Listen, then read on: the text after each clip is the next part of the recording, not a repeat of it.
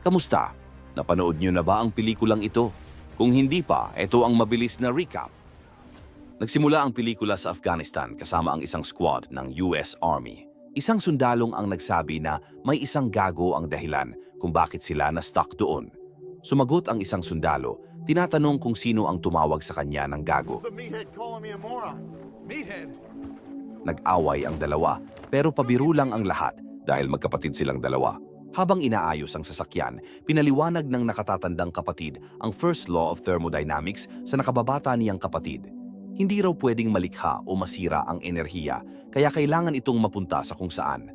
Kapag napuno ang mga truck ng stop leak, nababara ang mga vent at hindi makakaalis ang init at maiipon ang pressure hanggang sa pumutok ang radiator. Sinabi ng kapatid na hindi nila dapat ginagawa ang kahit na ano sa mga ito. Dapat daw sila ay nasa front lines. Binanggit niya ang Ranger Assessment Selection Program. Magsisimula ang intake sa June, pero ang nakatatandang kapatid ay walang balak gawin iyon. Matitindi raw ang mga Ranger at matanda na siya. Sinabi niya sa kapatid kung gusto nitong maging Ranger, sige lang. Pero gusto ng nakababata na sabay nilang gawin, kaya hiniling niya sa kapatid na pag-isipan ito. Sa huli ay pumayag ang nakatatanda na sumali. Nang maayos nila ang truck at nagsimula ng umalis, bigla silang inambush. Nawala ng malay ang nakatatandang kapatid dahil sa atake. Nang magkamalay, halos lahat ng sundalo sa paligid niya ay patay na. Nagmadali siyang hanapin ang kapatid at nakita itong humihinga pa. Pero nagising ang nakatatandang kapatid mula sa bangungot na ito. 2 taon na ang nakalipas mula nang mangyari iyon. Ngayon ay sinusubukang makapasok ng nakatatandang kapatid sa Ranger Assessment Selection Program. Bawat sundalo dito ay binibigyan ng numero. 4 na beses na siyang nag-apply. Saktong-sakto lang siya sa cut-off ng edad. Bilang I-6, dapat siyang italaga bilang team leader, pero tahasan niyang tinanggihan. I'd rather not. Binigyan siya ng numerong 81. Hinarap ng first sergeant ang lahat ng aplikante. Sinabi niya na magsisimula na sila sa 8 linggong pinakamahirap na selection program sa buong mundo. Ang kanilang emosyonal, pisikal at mental na lakas ay itutulak sa buong limit at higit pa. Kung makarating sila sa huling yugto, haharap sila sa 24 na oras na simulated mission na kilala bilang Death March na tatapusin sa pagtawid sa finish line. Sa puntong iyon, magiging kwalipikado na sila para sa pinakamakasaysayang regiment sa US Army. Lahat ng sundalo ay dumaan sa matinding training. Bawat linggo, isang grupo ng mga hindi napipili ay pinauuwi. Ang mga sundalo ay binibigyan ng rifle na walang bala. Sa lahat, si 81 ang pinakamahusay sa lahat ng antas. Mag-isa siyang kumakain at hindi siya nakikipag-usap kaninuman. Sa hand-to-hand combat, tinatalo niya ang bawat kalaban. Isang araw, may isang opisyal na nagtanong kung sino talaga ang na-deploy. Sa sandaling magsimulang magsalita si 81 tungkol sa kanyang deployment, nagulat ang lahat. Death Mountain Division. Spartans. Nagsimulang banggitin ng mga sundalo ang Taliban ambush sa squad ni 81. Narinig nilang nakatanggap siya ng Silver Star. Samantala, may balita sa TV. May nakitang malaking object ang NASA na pinaniniwala ang nagmula sa labas ng solar system at inaasahang dadaan malapit sa Earth. Patuloy na pinag-uusapan ng mga sundalo si 81 kung paano niya kinarga ang kanyang kapatid ng 10 metro pabalik sa base. May mga peklat pa rin si 81 sa tuhod mula sa ambush na iyon. Nahuli siya ni Soldier 7 na umiinom ng pills sa hating gabi. Kinabukasan, naisip ni 7 ang kahulugan ng tattoo ni 81 na DFQ at hinulaan ang ibig sabihin nito. Sa isang combat battle training exercise, ang ambush sa Afghanistan ay nagsimulang mag-flash sa isip ni 81. Binabangungot din siya nito. Nakarating siya sa huling linggo. Sa isang underwater exercise kung saan naglalakad sila sa ilalim ng pool na may dalang mabigat, bumalik ang alaala sa kanya. Nakita niya ang sarili na binubuhat ang kanyang kapatid sa kanyang mga balikat habang may tama ang binti. Sa mismong pool na iyon, nawala ng malay si 81. Kaagad siyang inahon upang maagapan. Tinawag ng sarhento si 81 sa kanyang opisina at sinabing nire-rekomenda nila na umalis na siya agad sa programa. Humingi ng dahilan si 81 dahil wala pa siyang ni isang event na binagsak. Sinabi ng sarhento na hindi ito tungkol sa pisikal na lakas, kundi sa kanyang mental na kondisyon. Hindi siya natutulog, hindi siya nakikipag-bonding sa ibang sundalo. Iniiwasan niya ang bawat pagkakataong maging team leader. Sabi ni 81, ang kailangan lang niya ay tumawid sa finish line na iyon. Sinabi ng sarhento na isa siya sa pinakamahusay na kandidato na nakita niya, pero gusto nilang kusa siyang umalis sa training. Hindi sumunod si 81 at hindi rin naman nila siya tinanggal. Kinabukasan nakatanggap ang mga soldiers ng kanilang huling mission briefing. Ang kanilang mga rifle ay walang mga bala, kaya hindi sila makakashot. Ang kanilang squad ay bibigyan ng isang VHF radio para magbigay ng round-the-clock site reps. Para sa misyong ito, si 81 ang ginawang team leader sa halip na si 7. Nilinaw ng opisyal na kung gusto niyang maging ranger, kailangan niyang mamuno. Ibinaba ng helicopter ang lahat ng sundalo sa gubat. Ayon sa kanilang mission briefing, ito ay teritoryo ng kaaway.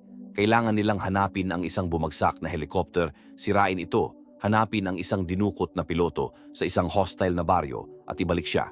Isang bagay lang ang sinabi ni 81 sa kanyang team. Mayroon silang 23 oras at 59 na minuto para tumawid sa finish line. Bulong-bulungan ng mga kandidato kung anong klaseng talumpati iyon. Kaya si 7 ang umusad at nagbigay ng tunay na nakakamutibong talumpati. Sumulong sila. Sa gabi, nagpahinga ng kaunti ang team at binigyan sila ni 81 ng 20 minuto habang siya ang magbabantay. Habang nagpapahinga, sinubukan ni 7 na makipag-usap ng personal kay 81 pero ayaw itong pakinggan ni 81. Biglang may dumaan sa kanila na sobrang bilis. Inakala nila na artillery fire iyon. Inutusan ni 81 ang lahat na kumilos. Pagsapit ng umaga, may nakita silang sasakyang panghimpapawid malapit sa ilog. Naisip ni 81 na susubukan ng kaaway na i-ambush sila. Inutusan niya silang mag-sit rep. Pero sabi ni 57 na ayon sa briefing coordinates, ang posisyon ng target ay malayo ng ilang daang metro. Dagdag pa rito, nag-down ang kanilang communication signal dahil may kakaibang interference na naririnig. Lumipat ang grupo papunta sa sasakyan pero may nakitang maliwanag na bagay si 81 sa malayo at mag-isa niyang chinik ito. Habang wala siya, nagtanim ang grupo ng explosives sa sasakyan. Samantala, nakita ni 81 ang totoo nilang target. Narito mismo ang actual mission na helicopter. Sa kabilang banda pumutok ang explosives pero hindi ito nasira kahit konti. Sa halip, nag-power on ang machine na iyon. Niscan nito ang buong lugar at nalock sa bawat sundalo at inatake sila. Nailigtas ni 81 ang isang sundalo sa tamang oras. Tumakbo sila pero napunta sila sa bangin. Naghagis ng bomba ang machine kaya nahulog ang grupo. Nang bumagsak ang grupo sa lupa, tumingin si 81 sa paligid at nag-flashback sa kanya ang nangyari sa Afghanistan. Mga sundalong sumisigaw sa sakit. Isang sundalo ang natusok sa sanga ng puno. May malubhang injury sa binti si 7. Walang makapagsabi kung ano ang umatake sa kanila. Gusto nilang humingi ng backup, pero ang sundalong may dalang radio ay naiwan. Umakyat si 81 para kunin iyon. Sa halip, nakita niya ang kanyang patay na kasamahan. Nasira din ng atake ang radio. Pagkatapos ay may nakita si 81 na sundalong buhay pa, pero ang makina ay kasalukuyang lumalapit at pinatay ang sundalo. Samantala, ang sundalong natusok sa sanga ay namatay. Bumalik si 81 at sinabing kailangan nilang tumakbo. Sinabing hinahabol sila ng bagay na iyon at sinusundan nito ang kanilang mga bakas. Kailangan nilang makaalis sa bangin na ito, kaya nagtali sila ng lubid sa isang puno at inihagis pababa. Isa-isa silang bumaba at ibinaba nila ang injured na si 7 sa lubid. Naunang nakababa si 81 para saluhin siya, pero nagkaroon ng kakaiba sa kanyang kompas.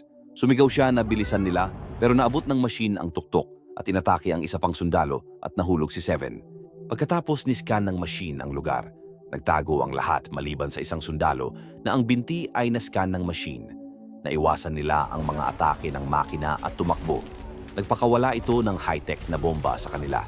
Sa kabutihang palad, nakaligtas sila sa atake. Huminto ang grupo para magpahinga. Nagsimula silang magdebati tungkol sa bagay na iyon, habang si 81 ay sinusubukang gamutin si 7 at nahimatay dahil sa sakit. Sinabi ni 81 sa grupo na tama si 57 na mali ang kanilang coordinates.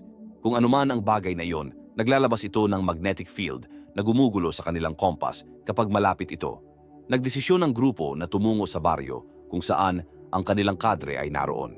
Pasan-pasan si 7, nakarating sila sa isang ilog na may malakas na agos.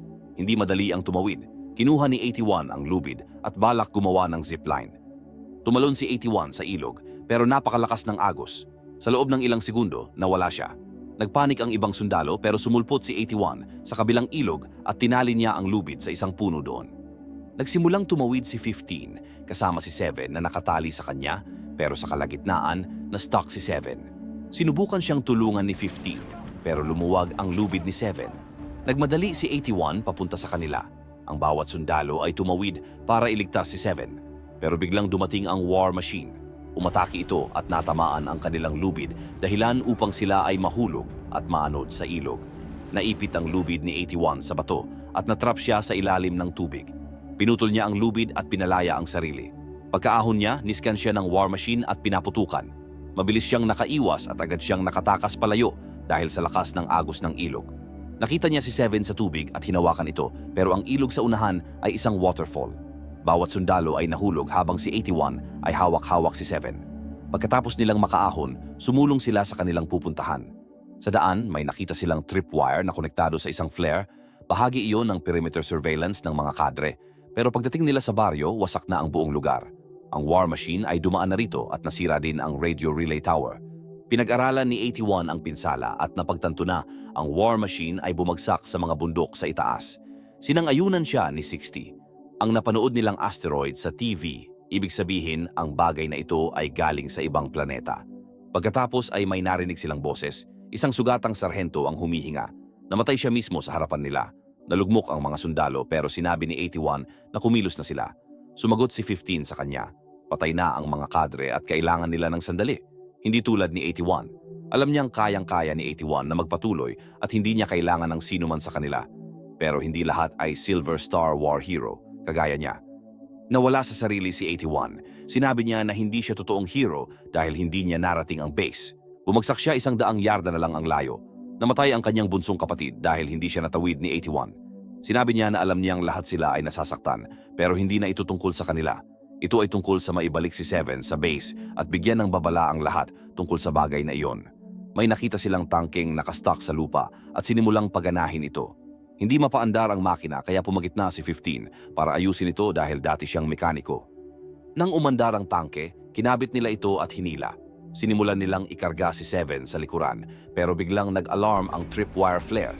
Ibig sabihin, palapit na ang war machine. Kailangan nilang kumilos ng mabilis pero walang bala ang tangke.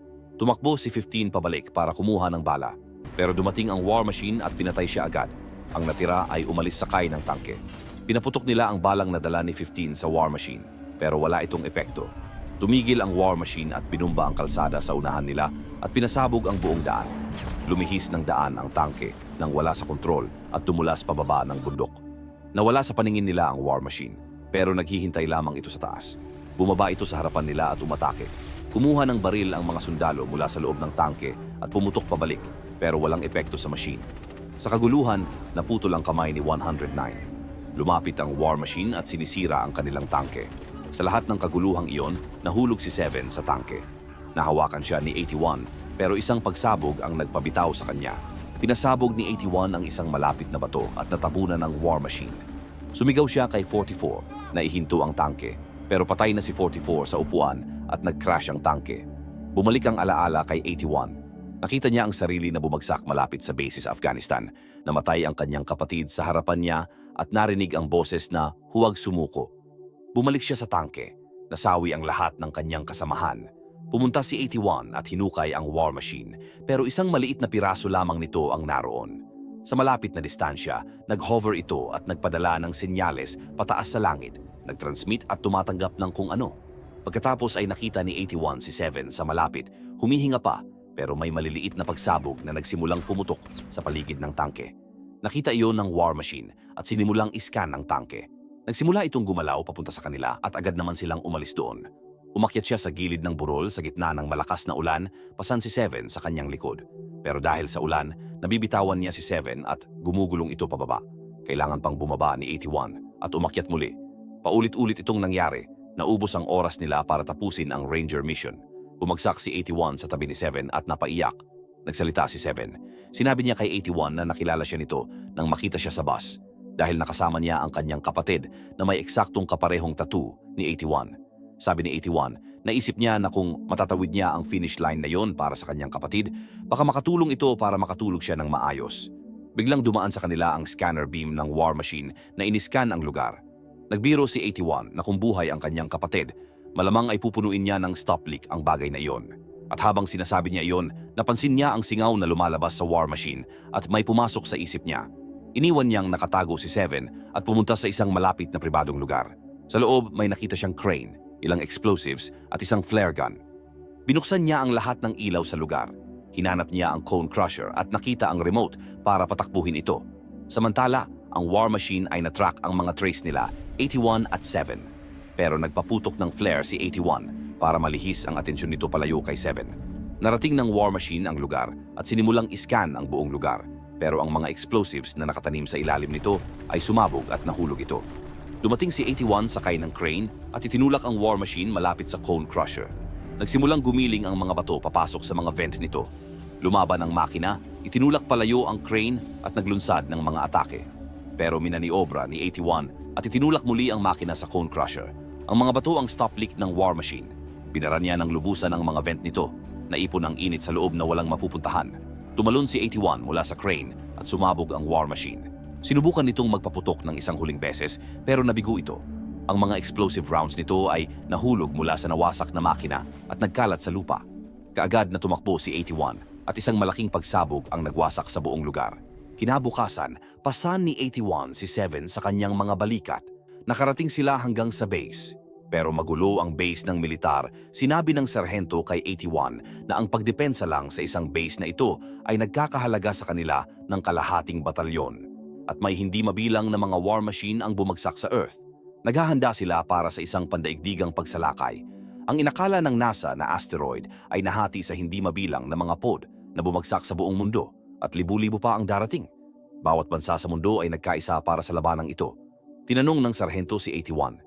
Ibinuhos na nila ang lahat ng mayroon sila sa mga makinang ito, pero hindi ito madaling mamatay. Paano niya nagawang pabagsakin ang isa ng mag-isa nang walang tunay na sandata? Ipinaliwanag ni 81 ang kanyang pamamaraan. Sinabi ng sarhento na ang kanyang intel ay makakapagligtas ng maraming buhay. Pagkatapos tinatakan siya ng Ranger tab ng sarhento at sinabi sa kanya na kung pwede niyang i-motivate ang ibang Ranger kahit sa kaunting salita. Nagbigay ng talumpati si 81 na nagpasigla sa bawat sundalo sa silid. Pagkatapos, lumabas siya kasama ang iba pang Rangers para labanan ang natitira sa digmaang ito. Salamat sa panunood. Mag-subscribe at pindutin ang bell button para updated ka palagi sa mga susunod kong video.